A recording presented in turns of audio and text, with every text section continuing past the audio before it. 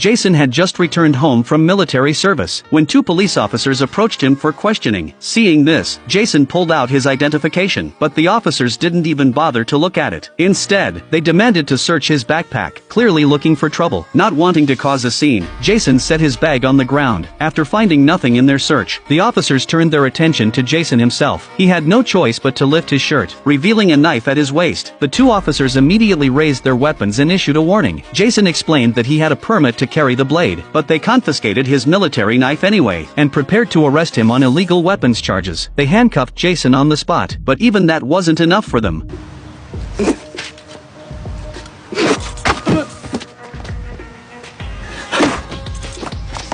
Surprisingly, Jason proved incredibly agile, dodging several baton strikes they threw at him. It wasn't until one of the officers drew his gun that Jason reluctantly agreed to go with them to the station. Little did they know they had just messed with the wrong person. Upon arriving at the police station, they happened to run into the chief. After examining Jason's credentials, the chief discovered that Jason was a Special Forces colonel. To avoid unnecessary trouble, the chief quickly ordered his subordinates to return Jason's belongings, and invited him into his office to apologize. Seeing the office filled with expensive luxury items, Jason immediately realized the chief was just as corrupt as the two officers. The chief, sensing Jason's suspicions, warned him not to meddle in affairs that didn't concern him before letting him go. Jason ignored the warning and simply walked away. As he left, a familiar face approached from the opposite direction. Anna, a waitress from the local diner whom he'd met once before, had come to the station to pay what they called protection money. After placing the money on the desk and preparing to leave, the chief suddenly had malicious intentions. Jason, who had just stepped out, realized he'd forgotten his radio in the office. When he returned to retrieve it, he walked in on the chief about to assault Anna. Seeing Anna cowering helplessly in the corner, Jason, as a soldier, couldn't just stand by and do nothing. The chief, his mood completely ruined, angrily told Jason to take his things and get out, but Jason was already prepared for a fight.